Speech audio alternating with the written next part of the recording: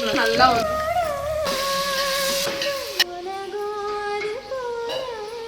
சட்னிக்குங்க முட்டை லைட்டாக வந்து மிக்ஸ் பண்ணிக்கலாம். சூப்பராக இருக்கும். முட்டை பார்த்தீங்கன்னா கொத்தமல்லி கருவேப்பிலை கொஞ்சமாக கட் பண்ணி சேர்த்து பார்த்துடலாம். ஒரு regular video. Hi friends, welcome to சமையல் செய். எல்லாரும் எப்படி இருக்கீங்க? நல்லா இருக்கீங்களா? இன்னைக்கு பார்த்தீங்கன்னா சூப்பராக வந்து புளி சாதம் தாங்க செய்ய போகிறோம். புளி சாதமே கொஞ்சம் டிஃப்ரெண்ட்டாக செய்ய போகிறோங்க.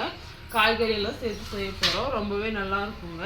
நிறைய வெஜிடபிள்ஸ் எல்லாம் போட்டு செய்யும் போது பார்த்தீங்கன்னா ரொம்பவே நல்லா இருக்கும்.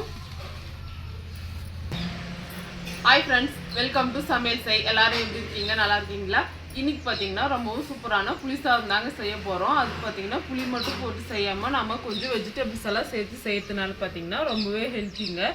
இது வரைக்கும் பார்த்தீங்கன்னா புளி சாதத்தில் இவ்வளோ வெஜிடபிள்ஸ் எல்லாம் சேர்த்து யாரும் செஞ்சுருக்க மாட்டீங்க. இப்போ ஃபர்ஸ்ட் டைமாக நம்ம செய்ய போகிறோம். இப்போ வாங்க செய்யலாம். ஃபஸ்ட்டு பார்த்தீங்கன்னா நல்லா அகலமான பாத்திரம் வச்சுருக்காங்க. அரிசி பார்த்தீங்கன்னா 1.5 கிலோ அரிசி எடுத்துகிட்டு இருந்தாங்க. சரி, சாம்பார் அரிசி. அதை பார்த்தீங்கன்னா நல்லா ஒரு 3-4 தண்ணி கழுவிட்டு ஒரு மணி நேரம் போல் நல்லா ஊற வச்சுருக்கேன். இப்போ வாங்க புளி சாதம் செய்யலாம். ஃபஸ்ட்டு பார்த்தீங்கன்னா பர்த்தன் வந்து நல்லா சூடாகிடுச்சிங்க. இப்போ எண்ணெய் சேர்த்துக்க போகிறேன். எண்ணெய் பார்த்தீங்கன்னா ஒரு 7-8 டேபிள் ஸ்பூன் வரைக்கும் எண்ணெய் சேர்த்துக்கிறாங்க. எண்ணெய் நல்லா சூடாகட்டும். எண்ணெய் சூடானதுக்கு அப்புறமா 1 டேபிள் ஸ்பூன் அளவுக்கு கடுகு சேர்த்துக்கிறாங்க. கடுகு பொரிஞ்சு வரட்டும்.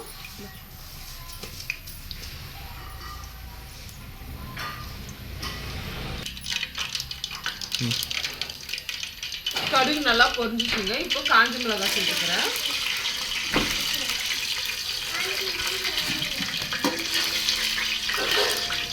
மிளகாய் நல்லா பொரிஞ்சு வந்ததுக்கு அப்புறமா வேர்க்கடலை சேர்த்துக்கிறேங்க. காஞ்ச வேர்க்கடலை அதை சேர்த்துக்கிறேன்.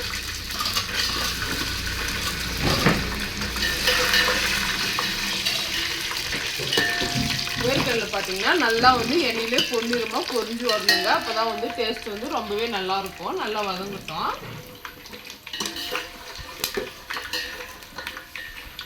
இப்போ பாருங்கள், வேர்க்கடலையும் மிளகாவும் பார்த்தீங்கன்னா சூப்பராக வந்து கலர்லாம் மாறி வதங்கியாச்சு. இப்போ பார்த்தீங்கன்னா கட் பண்ணி வச்சுருக்கிறேன். 3 வெங்காயம் கட் பண்ணி வச்சுருக்காங்க. அதை சேர்த்துக்கிறேன்.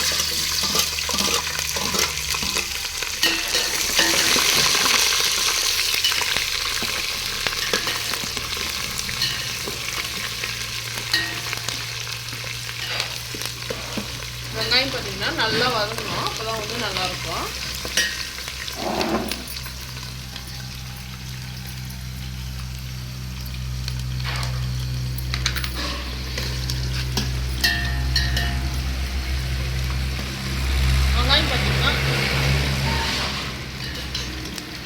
வெங்காயம் பார்த்தீங்கன்னா இந்த அளவுக்கு நல்லா வதங்கினதுக்கு அப்புறமா நம்ம இஞ்சி பூண்டு பேஸ்ட் எடுக்க போகிறோங்க. ஆல்ரெடி நான் அரைச்சி வச்சுருந்தேன். அதுலேருந்து பார்த்தீங்கன்னா ஒரு 3 டேபிள் ஸ்பூன் அளவுக்கு சேர்த்துக்கலாம். சேர்த்து நல்லா வந்து மிக்ஸ் பண்ணிக்கலாம்.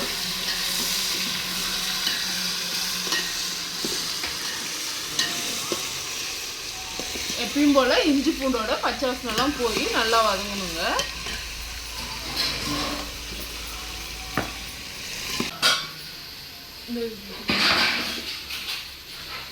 இப்போ முட்டை வேக வச்சு போகிறேன். அதுக்கு பார்த்தீங்கன்னா தண்ணி வச்சுருக்கேன்.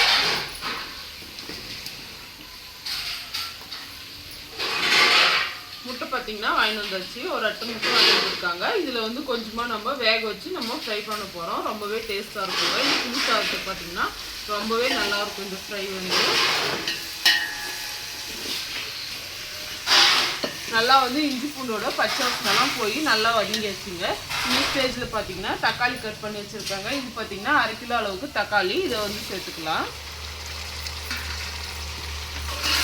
தக்காளி சேர்த்துட்டு நல்லா வந்து மிக்ஸ் பண்ணிக்கலாம்.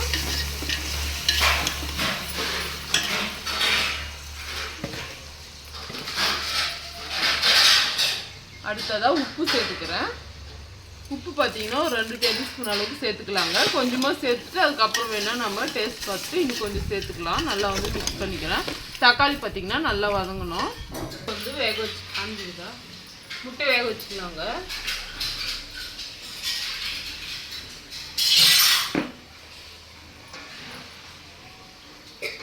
ஒருத்தருக்கு ஒரு முட்டை கணக்கு பண்ணி வேக வச்சுக்கிறேன்.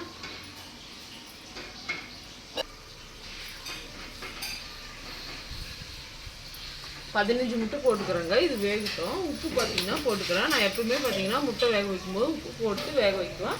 அதே போல் இப்போ உப்பு போட்டுக்கிறேன். முட்டை நல்லா வேகட்டும். இதை பார்த்தீங்கன்னா உள்ளே வச்சிடலாம். இதை உள்ளே வச்சு கூட மாட்டேங்குது.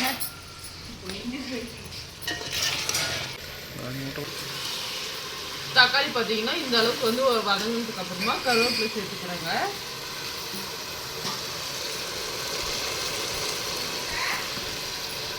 கீழ் போயிட்டா. மஞ்சள் பொடி சேர்த்துக்கிறேங்க. 1/2 டேபிள் ஸ்பூன் அளவுக்கு சேர்த்துக்கிறேன்.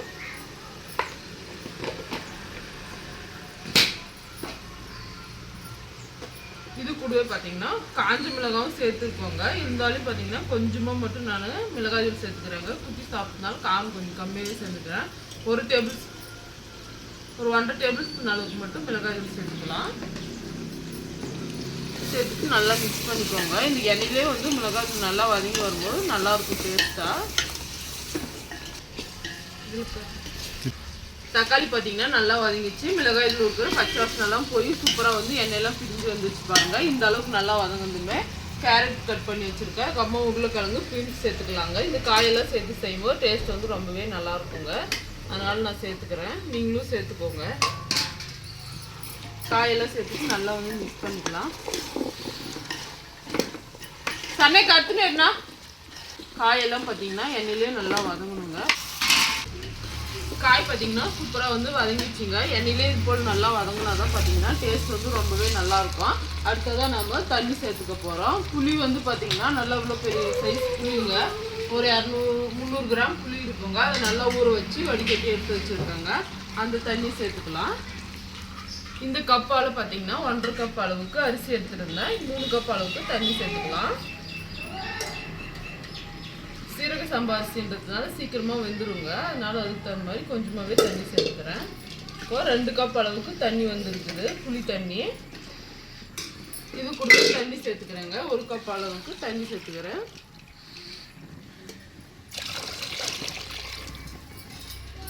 இந்த தண்ணி பார்த்தீங்கன்னா கரெக்டாக இருக்குங்க அரிசிக்கு. இப்போ ஒரு வாட்டி நல்லா வந்து மிக்ஸ் பண்ணிடலாம். மிக்ஸ் பண்ணிவிட்டு தண்ணி வந்து நல்லா வந்து கொதிக்கணுங்க. கொதிச்சதுக்கப்புறமா நம்ம அரிசி போட்டோம் அப்படின்னா கரெக்டாக வந்து சூப்பராக வெந்து வந்துடும்.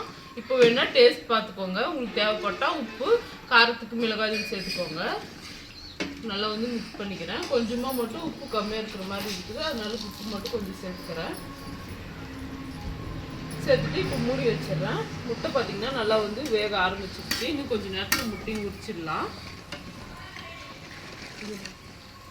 இப்போ இதை மூடி வச்சிடறேன். மூடி வச்சு தண்ணி வந்து நல்லா கொதிக்கிட்டோம். முட்டை பார்த்தீங்கன்னா வெந்துருச்சு, எடுத்துடலாம்.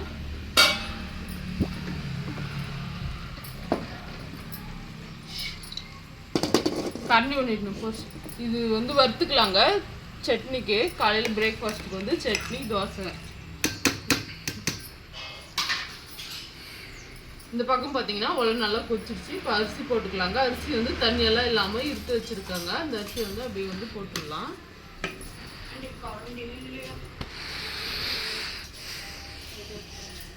கட்டைக்கரண்டி மாதிரி இருக்கும் பாரு.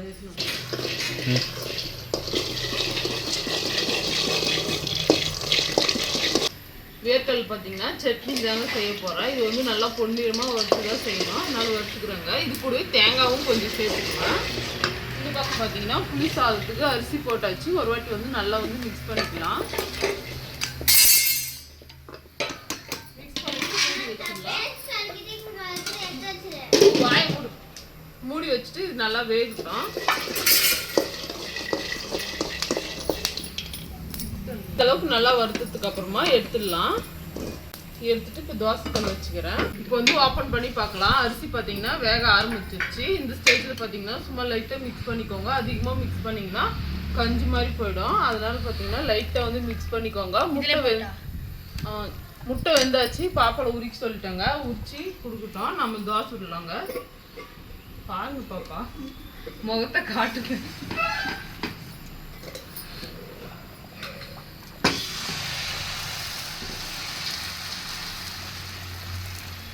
இன்னைக்கு பிரேக்ஃபாஸ்ட் பார்த்தீங்கன்னா தோசை தாங்க. தோசையும் வேர்க்கடலை தேங்காய்லாம் போட்டு சட்னி செய்யலாங்க. ரொம்பவே நல்லா இருக்கும் அந்த சட்னி. இப்போ தோசை சுடலாம்.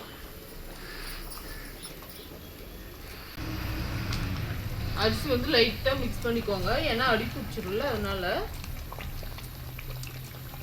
இந்த புளி சாதம் சாப்பிட்றதுக்கு ரொம்பவே நல்லா இருக்குங்க. இது கூட பார்த்தீங்கன்னா முட்டை ஃப்ரை தான் அல்டிமேட்டான காம்பினேஷன். ஆல் டைம் பார்த்தீங்கன்னா எல்லாம் ஒரே ஆளாக செய்யாமல் ஆளுக்கு ஒரு வேலை செஞ்சோம் அப்படின்னா டக்கு டக்குன்னு வேலை முடிச்சுக்கலாங்க. பாப்பா முட்டை உச்சினே இருக்கிற பாருங்க. முட்டை உச்சதுக்கு அப்புறமா நம்ம ஃப்ரை பண்ணி எடுத்துக்கலாம்.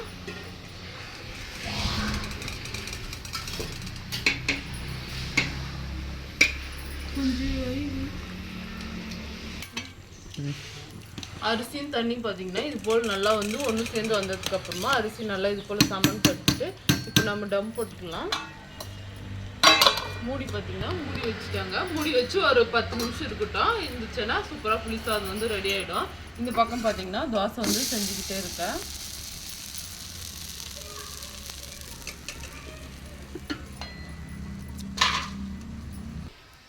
சாப்பாடு பார்த்தீங்கன்னா மூடி வச்சு ஒரு 10 நிமிஷம் ஆயிடுச்சுங்க. இப்போ ஓப்பன் பண்ணி மிக்ஸ் பண்ணிக்கலாம். கரண்டி கொத்தமல்லி போட்டு மிக்ஸ் பண்ணிக்கலாம். கொத்தமல்லி போட்டுக்கலாங்க.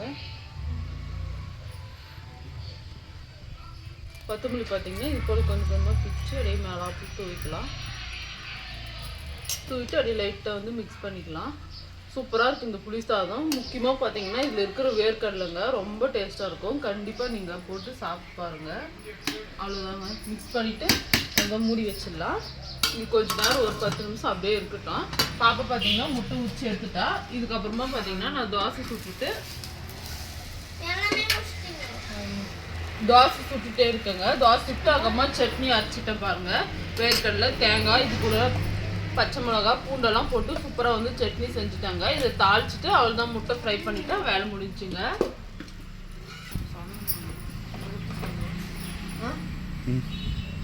இப்போ முட்டை ஃப்ரை பண்ணிக்கலாங்க. தோசைக்கல்ல எண்ணெய் சேர்த்துக்கிறேன். 3 டேபிள் ஸ்பூன் அளவுக்கு எண்ணெய் சேர்த்துக்கிறேன்.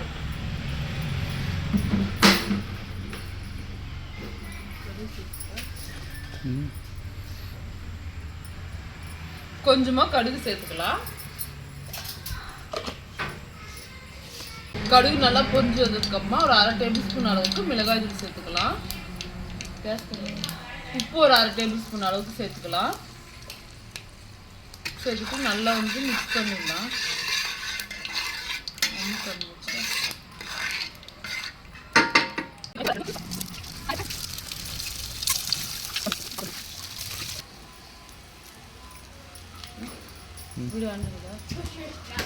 மேலே பார்த்தீங்கன்னா கொத்தமல்லி கருவேப்பிலை கொஞ்சமாக கட் பண்ணி சேர்த்துக்கலாம். சேர்த்துட்டு அப்படியே வந்து சுற்றிக்கலாம்.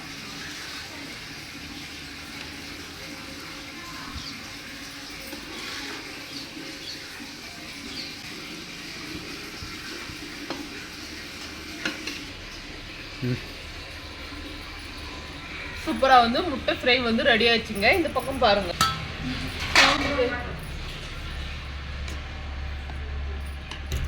நல்லா சுட சுட புளி சாதமும் ரெடிங்க. ரொம்பவே நல்லா இருக்குங்க இந்த புளி சாதம். கண்டிப்பாக வந்து இதே போல் ட்ரை பண்ணி சாப்பிட்டு எப்படி இருந்துச்சுட்டு மறக்காமல் கமெண்ட் பண்ணுங்கள். இந்த புளி சாதத்துக்கு பார்த்தீங்கன்னா இந்த முட்டை ஃப்ரை ரொம்ப டேஸ்ட்டாக இருக்குங்க. அடுத்ததாக வாங்க இன்னைக்கான பிரேக்ஃபாஸ்ட் பார்த்துடலாம். பிரேக்ஃபாஸ்ட் பார்த்தீங்கன்னா வேர்க்கடலை, தேங்காய்லாம் போட்டு சட்னி செஞ்சுட்டு தாளித்து வச்சுட்டாங்க. அடுத்ததாக தோசைங்க. இன்னைக்கு பார்த்தீங்கன்னா இதுதாங்க ஸ்பெஷல். இந்த வீடியோ உங்களுக்கு பிடிச்சிருக்கும்னு நினைக்கிறேன். பிடிச்சிருந்தா மறக்காம சமையல் செய் சேனலில் ஒரு லைக் பண்ணிடுங்க. கூட இருக்கிற சப்ஸ்கிரைப் பட்டனை கிளிக் பண்ணிட்டு ஆல் நோட்டிஃபிகேஷனை கிளிக் பண்ணிக்கோங்க. அப்போதான் பார்த்தீங்கன்னா நான் போகிற ரெகுலர் வீடியோஸ் உங்களை தேடி வருங்க. அடுத்ததாக ஒரு இன்ட்ரெஸ்டிங்கான சமையல் வீடியோவில் பார்க்கலாம் ஃப்ரெண்ட்ஸ். அது வரைக்கும் பாய்.